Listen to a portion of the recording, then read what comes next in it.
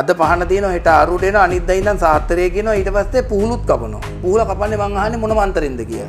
ඌරු මස් අරගෙන කාටවත් නෑ බෑ කියන්න නොකියන්න ඌරු තෙල් කොහොම බොරු වුණත් ඌරු මස් කෑල්ල මෙහෙම අතින් අරගෙන මං තමයි ගිනි පෑගුවේ. ගැබ් හිරේ කියලා තියෙනවා. ඒ ගැබ් හිරෙත් කපන්න පුළුවන් මන්ත්‍ර සාත්‍රේ. ඉතින් අපි ගාව තියෙනවා යంత్ర මන්ත්‍ර. ඒ ඔන්ලයින් සාත්‍රකාරයන්ට හසු වෙලා ගොඩක් මිනිස්සු මේ රටේ දුක් විඳිනවා. මරණ ගෙදර ඉඳලා සමහරක් වෙලාවට ඒ මැරිච්ච කෙනාම ඒ යම්කිසි පවුලේ කෙනෙක්ට වැහෙනවා.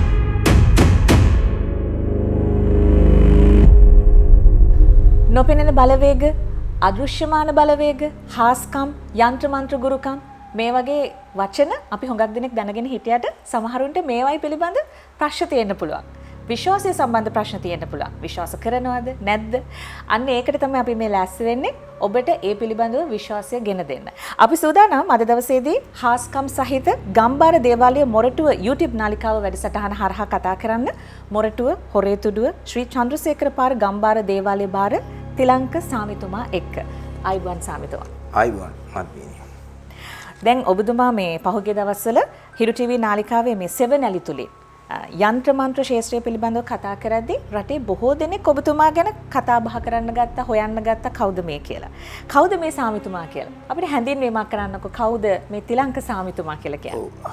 මට මතකයි 2014 වර්ෂයේදී මගේ අලුත් දේවාල සංකීර්ණය විවෘත කරනකොට මේ රටේ සුප්‍රසිද්ධ අමාත්‍යවරයෙක් තමයි දේවාල විවෘත කරේ.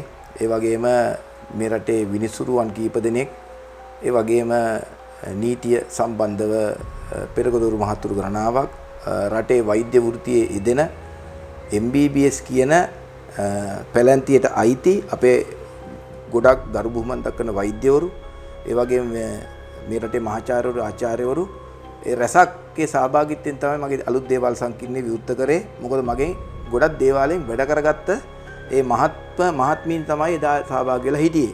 ඉතින් ඒ බව මුළු ලෝකයක් දකිනකොට ITN නාලිකාව ඔස්සේ මට මතකයි ඌරු තෙල් අරගෙන මම ගිනි පෑගුවා. විශාල ගිනි මැදයක් අඟල් 8ක අඟුරු තට්ටුවක් තමයි මම තරණය කරේ. ඉතින් ඒක ලෝක වාර්තාවේ සඳහන් වෙට ඉන්දියාවේ ඊට කලින් සාමි කෙනෙක් ඌරු තෙල් අරන් පාගලා තිබුණා. මම දෙවෙනි වතාවට ලංකාවේ පළවෙනි වතාවට මම ඒ ගිනි මැලේ තරණය කරා. ඔබතුමා මීට කලිනුත් දැන් මේ වගේම තවත් රූපවාහිනී නාලිකාවල වැඩසටහන් වලට සහභාගී වෙලා තියෙනවද? ඔව් අනිවාර්යෙන් ITN වෙනස දෙසරයක් නියෝජනය කරලා තියෙනවා.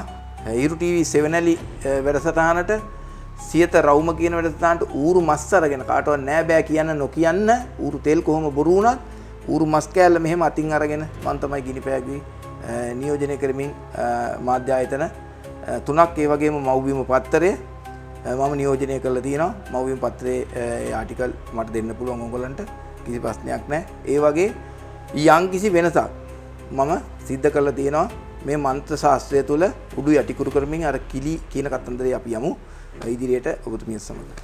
හරි අපි කතාව නතර කරේ කිලිහරණය කියන කතාවත් එක්ක. දැන් ඔබ මේ කිලිහරණය තුලින් බලාපොරොත්තු වෙන්නේ මොකක්ද? සමාජයට ඒ වෙනුවෙන් කරන්න පුළුවන් සේවය මොකක්ද? දැන් කිලිහරණය කියලා ගත්තම මේ යంత్ర මන්ත්‍ර ගුරුකම් එක්ක බොහොම බැඳිච්ච වචනයක්. සමහරු මේ වචන ගැන හරියට දන්නේ නැහැ.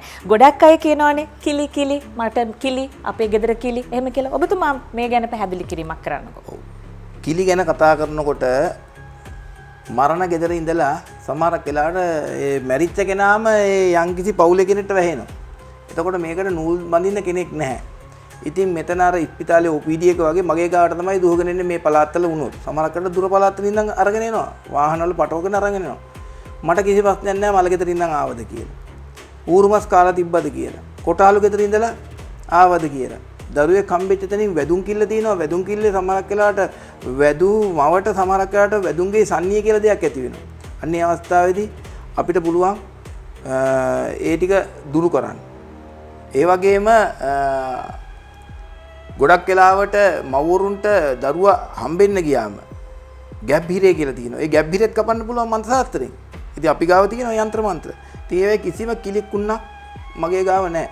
ඉතින් මොකද මේ දේව ඔප්පු කරලා ඉවරයි. මොකද තටුවේ තියලා උරුමස් තියලා විද්‍යුත් මාධ්‍ය ඔස්සේ මේ රටේ ප්‍රචලිත විද්‍යුත් මාධ්‍ය හිරු ටීවී ඒ වගේම මව්බිම පත්තරේට සියත නාලිකාවට මම තමයි ඌරුමස් තටුවේ තියලා යන්ත්‍රමන්ත ගුරුකම් මතුරලා පෙන්නේ මම දාන ඕනම යන්ත්‍රයක් මම ඌරුමස් තියනවා එහෙම නැත්නම් මම මලගයකට ගෙනියලා ඒ කිලියර්ණය කරලා තමයි මම අනිවාර්යෙන් කෙනෙක්ගේ කරේ පලන් දාන්නේ. ඉතින් අන්න ඒ වගේ හාස් කර්ම සහිතව තමයි දේවල් කරන්නේ. මොකද මහත්මියනි ඔබතුමියගේ ගේ ආරක්ෂා කරා. හෙට අල්ලපු ගෙදර මලගයක් වුණා. එහෙම නැත්නම් ඔබතුමියගේ මිත්තණියක් ඉඳලා මිත්තණිය නැති වෙනවා ගෙදර. ඉතින් එතකොට 3 මාසයක් ආරක්ෂා වෙන්න කිව්වම කරපු කෙනා ඒ කියන්නේ ගුරුනාන්සේ 3 මාසයක් ආරක්ෂා වෙන්න කියනවා කිලි වලට අල්ලා ගන්න බෑ. ගෙදරට අඩුම ගානේ පුංචි දරුවා හිටියත් මේ තෝරමාළු කෑල්ලක් ගෙනලා කන්න දෙන්න බෑ. ඒ කිලිනේ. ඉතින් මගේ ඒවා එහෙම නෑ. අර මලගයක් වුණොත් ඉතින් අර කරපු ආරක්ෂාවල් ඔක්කොම සුන්නේ. ඒව නෑ මෙහි. මම ඔබ තමුන්නාන්සලට කියන්නේ මගේ ඒවා වැඩ කටයුතු කවදාවත් යంత్ర මන්ත්‍ර වලට කිලි නෑ කියන එකයි. මේක නියම කේරළ, නියම මලයාලම්, නියම ශාස්ත්‍රය තුල කවදාවත් කිලි නෑ. ලෝකේ කවුරුත් ඌරුමත් තටුවේ තියලා මතුරන්න බයයි. මම බය නෑ. මොකද මන්ත්‍රය මන් දන්නවනම්, ක්‍රමය මන් දන්නවනම්, මේකයි මේකට වෙන්න ඕන කියලා දේ දන්නවනම් ඇයි බය වෙන්නේ? හරි. ඒ ඔන්ලයින් සාත්‍රකාරයන්ට හසු වෙලා ගොඩක් මිනිස්සු මේ රටේ දුක් විඳිනවා. ඒක මට අදාළ නෑ.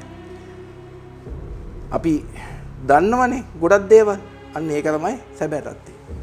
දැන් යంత్ర මන්ත්‍ර ගුරුකම් කියලා කිව්වම සමහරව මේ ගැන විශ්වාස කරන්නේ නැහැ සාමිතුමා. බොහෝ පිරිසක් ඉන්නවා හැබැයි විශ්වාස කරන. සමහරව අත්දැකීමෙන්ම තමයි විශ්වාස කරන්න පටන් ගන්න. එතකොට දැන් විශ්වාස කරන හරි විශ්වාස නොකරන අයට හරි ඔබතුමාට මොකක්ද බලාගෙන ඉන්න ප්‍රේක්ෂකයන්ට කියන්න තියෙන්නේ? ඔව්. මම අනිවාර්යෙන් බලාගෙන ඉන්න ප්‍රේක්ෂකයන්ට මෙන්න මේ දේ කියනවා. අද ලංකාවේ ඉන්නවා දේවාලයක් තියා අඩුම ගානේ පහන් පෙළකට පහනක්වත් තියන්නේ නැති කට්ටිය මේ Facebook වලින් එහෙම නැත්නම් YouTube මාර්ගයෙන් හදාගෙන මේ දේවාලයයි කියලා සංස්කෘතියක් ගොඩනගාගෙන තිනවා ආරූඩෙන් වැඩ කරනවායි කියනවා. හරි.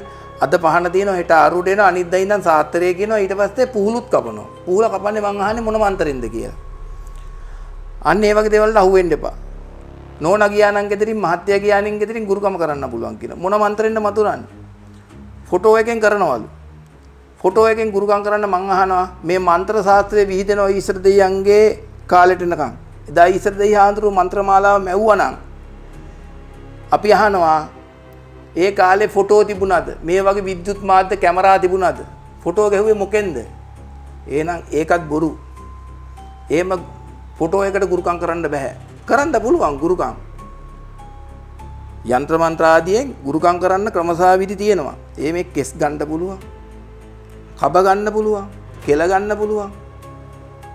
ඇඟේ රෝම ගන්න පුළුවන්. ඒ ආදි වශයෙන් ඇඟේ ඇඳුම් වල නූල් වලට මොතරන්න පුළුවන්. ඒ වගේ යంత్ర තියෙනවා රත් කරලා ගෙන්නන්න පුළුවන්.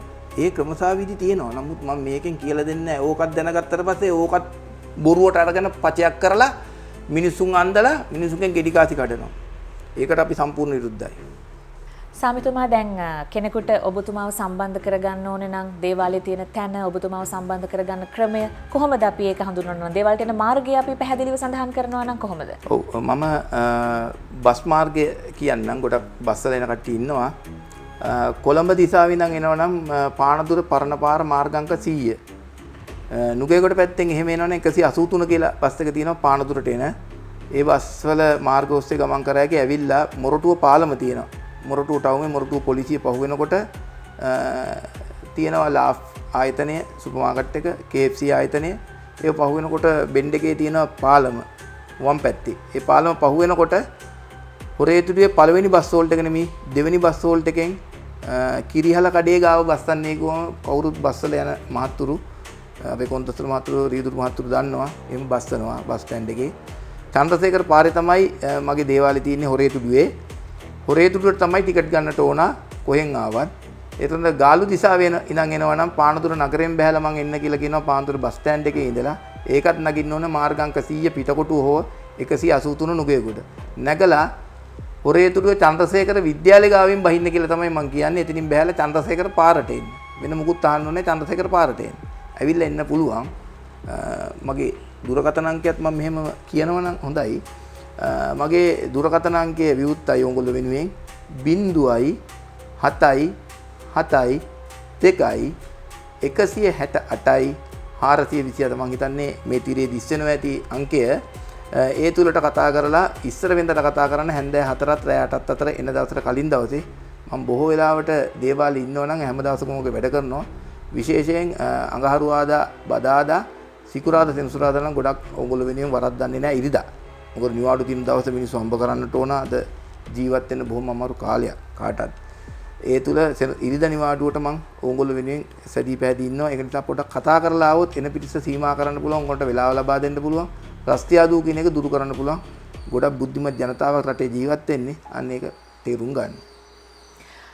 නැවත වතාවක් මතක් කරන්නම් තිලංක සාමිතුමා සම්බන්ධ කරගන්න පුළුවන් දුරකථන අංකය 0772 168යි 427 0772 168යි 427 කියන අංකයට කතා කරලා සාමිතුමා සම්බන්ධ කරගන්න පුළුවන්. ඔබට යම්කිසි ගැටලුවක් තියෙනවා නම් ඒ සම්බන්ධව විසඳගන්න ගැටලුවට විසඳුම් ලබා ගන්න සාමිතුමාට අමතන්න වෙලාවල් සඳහන් කරලා තියෙනවා. කතා කරන්න ඕනේ කොයි වෙලාවටද කියලා. මේ වගේම තවත් වැඩසටහනකින් ඔබව සම්බන්ධ කරගන්නකම් අද දවසට සමු ගන්නවා. බොහොම ස්තුතියි ඔබතුමාට අපිට පැහැදිලි කිරීම සිදු කරා. බොහොම ස්තුතියි.